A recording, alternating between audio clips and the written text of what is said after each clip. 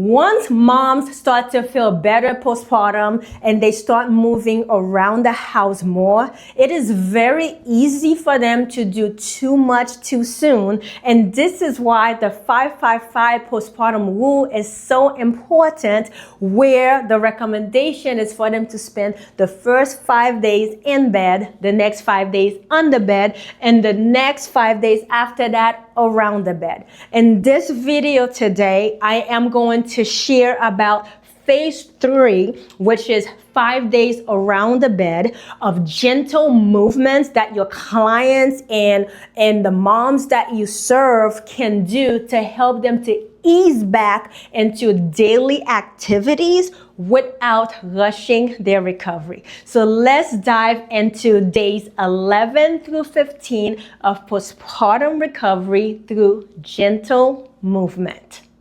So we are going to start with my favorite thing to do, diaphragmatic breathing, but except that this time you will be doing seated diaphragmatic breathing. You can always go back to video 1 for the full recap on how we do diaphragmatic breathing. So let's start with seated diaphragmatic breathing. You're going to inhale to the nose, expand the ribcage front, sides, and back, belly expand, exhale, 2 pursed lips, navel draw in. So that's what we are starting with, seated diaphragmatic breathing.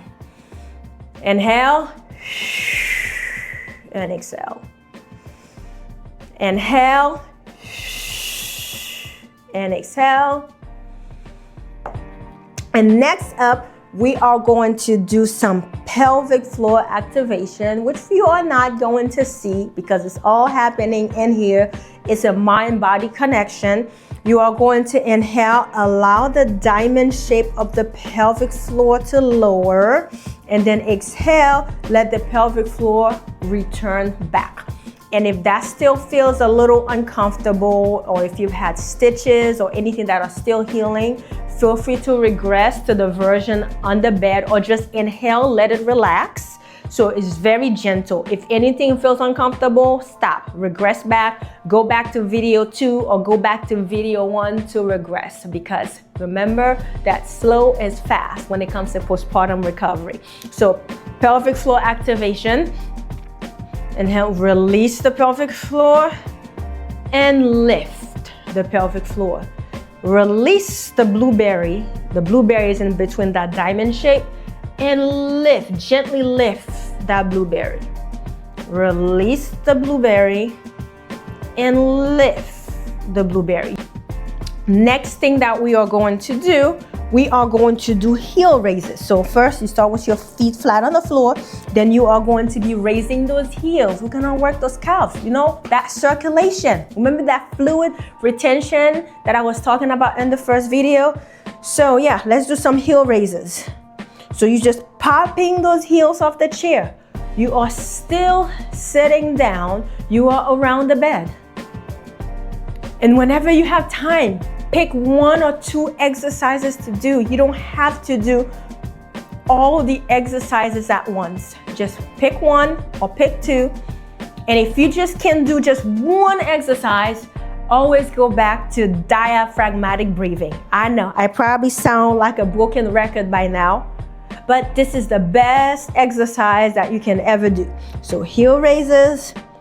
Okay, so next up, we are going to do some side stretches. So you are going to place 1 hand like this on your side, and you're going to inhale,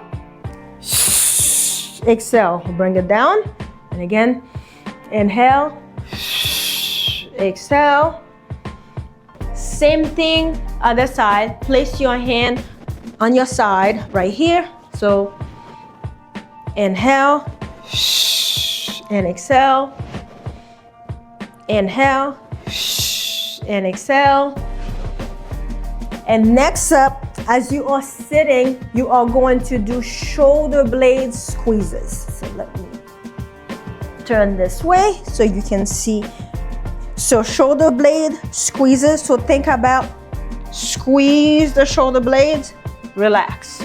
Squeeze the shoulder. You don't have to place your hands here. You can have your hands by your side. So squeeze the shoulder blades, relax. Squeeze the shoulder blades like you hold it for like a second or 2, release. squeeze, release. If it's easier for you to bring your hands like this to squeeze, you can do that. Release. So squeeze the shoulder blade, release. So next up, we are going to do arm pull down. So you bring both hands to the ceiling and you're just gonna pull those arms down. So all of that helps with your posture, especially as a new mom, if you are nursing or bottle feeding or just staring down at your baby and all of that. It can really cause a lot of tension in the upper back. So that really helps to reset your posture. So the next thing that we are going to do, you're going to pretend like you are going to stand up. So I want you to think about pressing your feet, like your entire feet, like the ball of the feet, your heels, like your full, like feet, front, side, all sides of your feet. As if you're about to stand up, you press on the feet. As soon as you're about to get up, sit back down. Again, sit back down. So you barely lift your tush of the chair. Just getting some glute activation in. Having strong glutes definitely helps a whole lot in motherhood, helps with your recovery, helps with your core. So this is just us waking up the glutes. So now come back to sitting down. So now I want you to bring your arms like this. We're going to open up the arms. It's going to be arms open and closed. So I'm making it in about 90-degree angle with my arm. So elbow almost in line with the shoulders about. So you're going to open them wide and close. Open and close. All helping with your posture. Whether you are nursing, bottle feeding, just carrying babies can take a toll on our posture. Not to even add about using our phone and computer and all of that. So this is a great way to reset your posture. So the next thing that we are going to do, we are going to stand up. If you are up for it, if you're not up to standing, you can stay seated and give me some pelvic tilt while seated. So this is a seated pelvic tilt. I am here, I tuck my pelvis under. Back, tuck my pelvis under, go the other way around and tuck. So what you are going to do, you're going to stand over the back of the chair. And here, first you're gonna arch the back and you're gonna tuck the pelvis under. You're gonna arch the back, tuck the pelvis under, arch and tuck, arch the back and tuck. And then the next move, you can do it standing up if you are ready, or you can do that seated down. So you are going to bring both hands in front of you like this, about shoulder height. And you are going to open up just one hand and allow your body to turn and see how far it will go. Doesn't have to go far, but whatever feels the most comfortable, let it go and bring it back to the starting position. Same thing, other side. However far that you can go. You don't have to go as far as I am going. Awesome. So if I keep going. So if I bring this chair here as I'm sitting on the chair, arms here, I am turning and bring it back. So you can do that seated, even on your bed, on a chair, standing up, whichever way feels the easiest for you. And the next thing that you are going to do, if you are up for it, is to start walking around the house, if you can, and getting outside, maybe in your backyard. I don't know how big your backyard is, or maybe you just do a little bit of a walk around the backyard if that's what you have, or maybe if you have a driveway, if you are feeling up to it. Again, if you find that bleeding is increasing, time to regress. Maybe it's time to be just on the bed or time to be in the bed.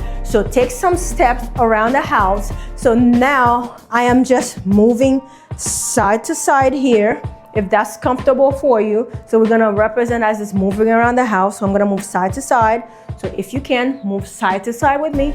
If not, if that feels too much, let's not do it.